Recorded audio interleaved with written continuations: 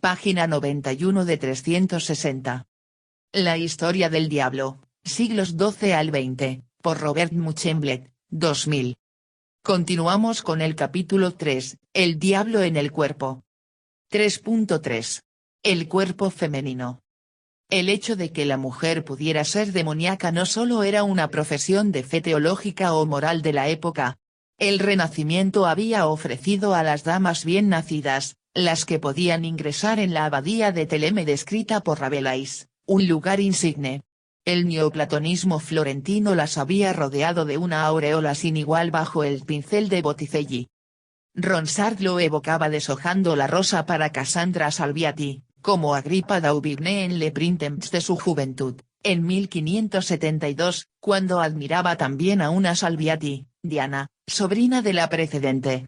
Pero enseguida se entabló una polémica sobre este tema que, desde el segundo tercio del siglo, hizo furor en los medios literarios franceses e impulsó a Rabelais a enfrascarse desde 1546 en el Tiers libre, donde se debate la cuestión del matrimonio y de los cuernos, que se consideraban íntimamente ligados con el primero. La primavera de las mujeres no había durado mucho tiempo y además no había interesado más que a algunas pocas damas privilegiadas. La cultura occidental retomaba obstinadamente su camino. Las bellezas desnudas debieron desaparecer para cubrir pronto cada palmo de su carne pecadora bajo las pesadas prendas oscuras a la moda española, que había llegado a ser predominante en las élites sociales de toda Europa.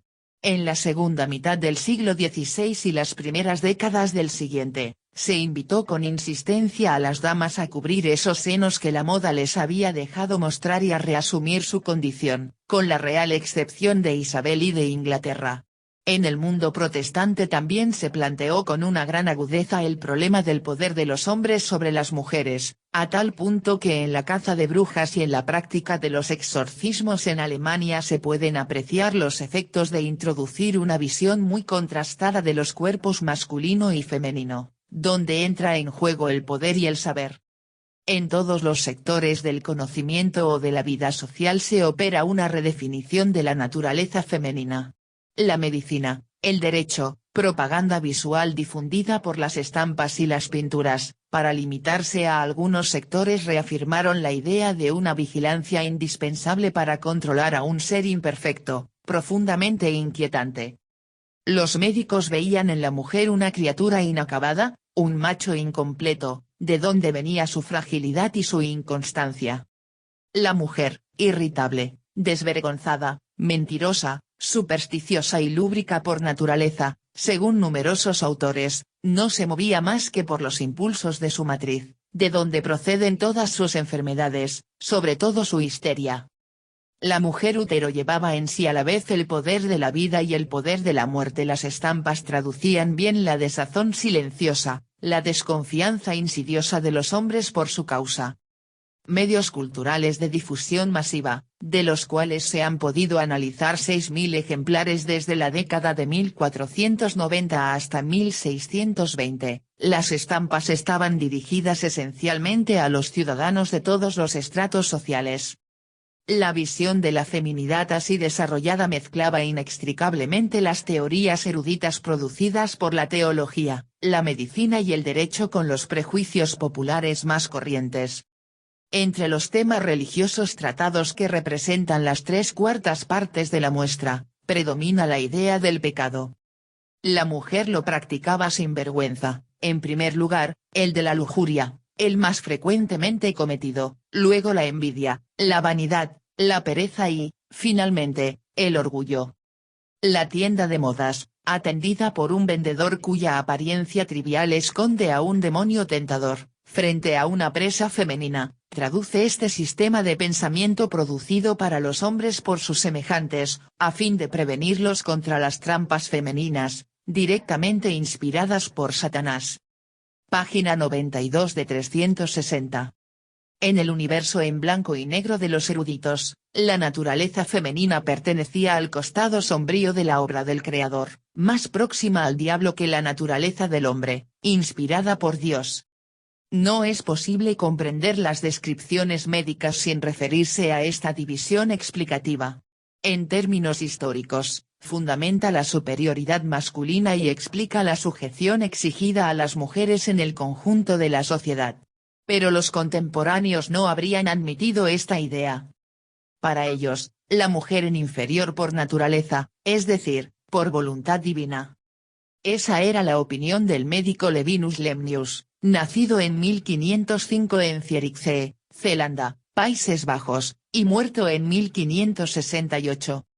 Contemporáneo de Cardano y de Paracelso, mayores que él, de Andreas Vesalio, a quien conoció, y de Ginger, los dos nacidos una década después que él, hizo una carrera modesta en su ciudad natal después de haber estudiado en Gandhi en la Universidad de Lovaina, en el espacio cultural donde brillaba el gran humanista Erasmo.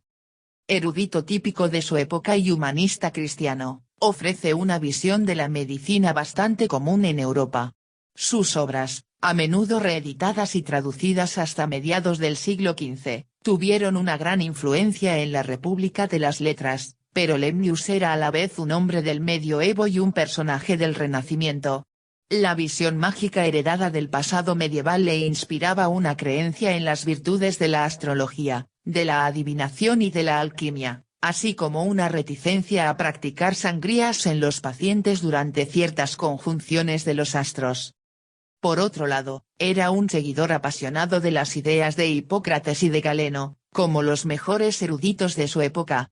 En su libro Les occulta merveilles et secrets de nature, editado en 1574 en París, ofrece una visión general de su arte que compartían numerosos facultativos europeos y que interesaba a un público más amplio.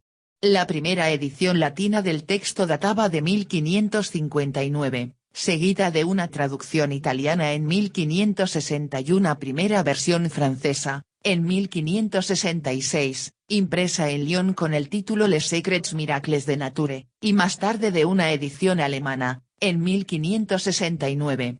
En vida del autor circularon miles de ejemplares de su obra en Europa, y el éxito no se detuvo a posteriori, si se juzga por la rápida sucesión de las reediciones. 4 reediciones italianas salieron de las imprentas antes de 1570, otras tantas francesas hasta 1575 y 3 alemanas antes de 1580. Se registran muchas otras, incluso latinas e inglesas, hasta mediados del siglo XVII. Página 93.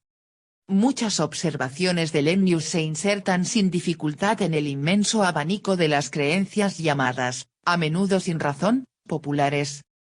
Lemnius temía los números correspondientes a los años nefastos de la existencia, el 7, el 9, y más aún el 63, cifra resultante de la multiplicación de las dos primeras.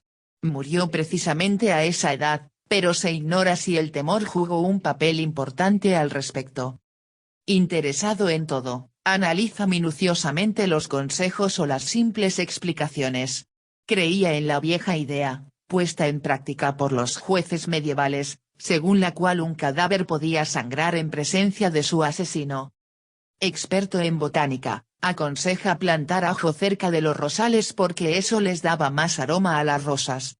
Según él, los mejores afrodisíacos capaces de excitar las partes genitales comprenden el cardo de 100 cabezas, la imagen basta para explicar, los alcauciles, las cebollas, las nabas y nabos, los espárragos y jengibre. Como médico, afirmaba con seguridad que era posible determinar qué tipo de bebida había consumido un ebrio, si se bamboleaba hacia adelante había sido seguramente vino, con un desequilibrio hacia atrás indicaba un exceso de cerveza, porque las emanaciones emitidas por esta le hacen desviar la cabeza hacia atrás. Para curar la gota, sugiere el contacto de pequeños perros sobre los miembros afectados, a fin de producir el calor que la enfermedad hacía salir del cuerpo. Su concepto de la naturaleza humana lo incitaba a oponer al hombre y la mujer en todos los aspectos. A pesar de las formulaciones que hoy nos parecen extrañas, su opinión debe haber sido tomada muy en serio, dado el gran éxito obtenido por sus obras y la identidad de sus puntos de vista con la medicina corriente de la época. Si bien él atribuía a la vergüenza el hecho de que las mujeres ahogadas flotaran con el vientre hacia abajo, cuando los hombres lo hacían con el rostro hacia arriba, El sentido real de la observación proviene de una relación implícita que hacía entre el macho, el calor y la luz de Dios, mientras que la hembra, asociada con la humedad y el frío, miraba menos hacia el cielo. La teoría de los humores sirve aquí para señalar la dicotomía original. Sumamente interesado en los olores, como veremos más adelante, Lemnius afirma que el hombre huele naturalmente bien, muy rico, mientras que su compañera exhala un perfume natural poco agradable. La mujer abunda en excreciones y a causa de sus reglas despide un mal olor que empeora todas las cosas y destruye sus fuerzas y facultades naturales. Siguiendo los pasos de Henri Corneille Agrippa, muerto en 1585, reconocía la validez de un tema médico clásico desde Plinio el Viejo, según el cual el contacto de la sangre menstrual destruye las flores y los frutos y ablandaba el marfil. Agrippa había añadido a esa lista de desastres la muerte o la fuga de las abejas, el hecho de que el lino calentado se ennegreciera, el aborto de las yeguas, la esterilidad de los asnos y más generalmente la imposibilidad de concebir, suponiendo incluso que la ceniza de las sabanas manchadas con esta sangre decoloraba la púrpura o las flores. Pero Lemnius extendió el concepto del etéreo al olor femenino en general, emitido del frío y de la humedad propios del segundo sexo, mientras que el calor natural del hombre es vaporoso, dulce y suave, hermoso y casi como impregnado de un olor aromático. A diferencia del macho, la hembra no huele bien, hasta el punto que su proximidad hace secar, manchar y ennegrecer la nuez moscada. Además, el coral empalidece a su contacto, mientras que se torna más rojo en contacto con el hombre. La metáfora a propósito del calor masculino, que destaca el brillo de las cosas aproximadas, mientras que la mujer produce lo contrario, se traslada a la esfera de los comportamientos reales. Lemnius formula así una excelente observación que habría complacido a Panurgo, el personaje del tercer libro de Rabelais, tan obsesionado por el temor a ser cornudo o que su esposa le pusiese los cuernos de chivo. Las adúlteras jamás llevan piedras preciosas que sean bellas y puras, porque atraen algunos vicios de esos cuerpos hediondos que exhalan su veneno y de esa manera las infectan, como las mujeres que sufren sus reglas manchan y estropean un espejo limpio y bruñido. El olor natural masculino pervertido por el pecado de la carne atenúa el calor innato debido a la humedad maléfica transmitida de un cuerpo al otro. La teoría del contagio ya evocada adquiere aquí toda su importancia al incluir el contacto físico con el aire contaminado. El cuerpo femenino harto pecador está destinado a producir un veneno cuya exhalación infecta las cosas más puras. El microcosmos corporal está íntimamente conectado con el conjunto de la creación divina por medio de hilos invisibles. Y la mujer maloliente revela sin cesar su naturaleza inquietante, sumamente peligrosa para su ambiente cuando tiene sus reglas, a tal punto que se deberían prohibir absolutamente las relaciones sexuales. Página 95. 47. Hacia 1580, cuando se desencadenan las grandes cacerías de brujas, la imagen médica del cuerpo femenino comúnmente aceptada en Europa se parece mucho a la que da Lemnius. Desde luego, algunos autores son un poco menos crédulos desde nuestro punto de vista, pues ellos matizan el cuadro, incluso se niegan a creer en el poder mortífero de la pez roja de las reglas, como el médico Laurent Joubert, 1529-1583, autor de Traité des erreurs populaires au fait de la médecine et du régime de santé, aparecido en 1570. Sin embargo, no se debería cometer el error de tomar a estos críticos eruditos como los adalides de la racionalidad frente a los oscurantistas. Ninguno de ellos podía desembarazarse de una interpretación del mundo fundada en el principio absoluto de la superioridad masculina, surgida del plan divino de organización del universo. En su Traité du Riche publicado en 1579, el mismo Laurent Joubert, que respaldaba la autoridad de sus palabras con su cargo de rector de la Universidad de Medicina de Montpellier, la más famosa de su tiempo, lo expresa con toda claridad. Alababa el genio del Creador por haber diversificado infinitamente los rostros del hombre, a fin de mostrar la excelencia de esta criatura, modelo de todo el mundo, diferenciándolo así de la bestia. Al enunciar las reglas de la fisionomía, ciencia que consistía en leer el carácter en los rasgos del rostro, entonces muy en boga, Joubert llamaba la atención sobre la epidermis, cuya delgadez deja ver los colores de los humores que están debajo. También las mujeres le parecen más bellas que los hombres, a causa de su piel más delicada. Pues el hombre ha nacido, está destinado, para el trabajo, y por eso está más expuesto al sol, al viento y la lluvia. La mujer ha nacido para el sosiego, y para la sombra, al abrigo de su casa que ella debe llevar como hace el caracol o la tortuga. Y le conviene ser cuidadosa de su belleza natural, para proporcionar honestamente placer a su marido, el cual, recreándose con su compañía y amistad, disminuye y olvida las fatigas resultantes de sus esfuerzos y labores, relajando dulcemente la tensión de su espíritu. Esta es la razón por la cual Dios ha creado a la mujer, compañera del hombre, más bella y delicada, induciéndole un deseo curioso de conservar su belleza, a fin de ser más agradable. Verdadera apología del reposo del guerrero, esta descripción solo embellece a la mujer para confinarla a un rol de esposa y madre que lleva literalmente su hogar sobre los hombros. La enaltece, pero a la vez, la denigra, la humilla. Página 96. Partidario de la teoría de los humores, Joubert de ningún modo olvidaba la inferioridad natural del segundo sexo. A propósito de la virtud de la prudencia, escribía: se cree que ella ha sido causada por la aridez, así como la humedad y la pereza son la causa de la necedad. Y por esa razón los hombres son naturalmente más sabios que las mujeres, y los hombres de edad más sabios que los niños.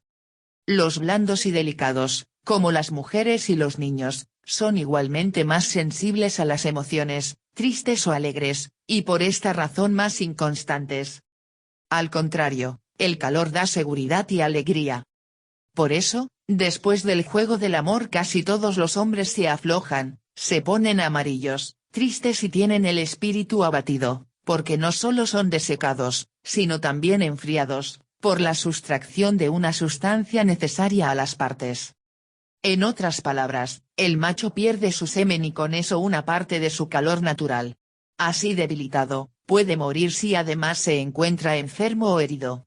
Esto es lo que dicen las recetas médicas de 1358 para los diferentes meses del año, donde se prescribe restituir los humores declinantes o atenuar los excesos, según el caso. La imaginación de los eruditos de menor vuelo registraba las teorías médicas sobre el cuerpo humano, comparándolas con otros elementos de la cultura de la época. Nacido en 1515, 10 años después que Lemnius, y muerto hacia 1594, el librero y editor Guillaume Bouchet publicó a partir de 1584 una colección de conversaciones y cuentos, titulada Series, Suárez, intercambiados durante las tertulias nocturnas entre los burgueses de Poitiers, su ciudad de origen. Humanista y lector ávido, Bouchet vertió en ese libro abundantes conocimientos, donde la medicina ocupaba un lugar preeminente. La tradición platónica, a propósito del tema femenino, había sobrevivido en este universo provincial.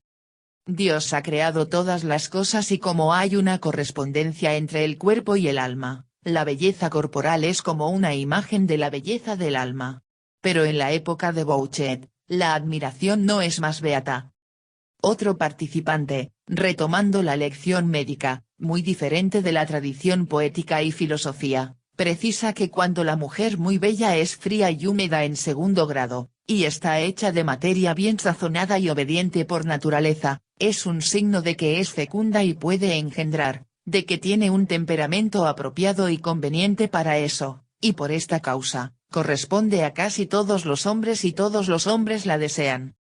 La conversación continúa a propósito de las damas bellas y feas, con anécdotas rabelaisianas sobre la manera de acomodar a las segundas cubriéndose la cabeza con una bolsa o pidiendo ayuda a Baco.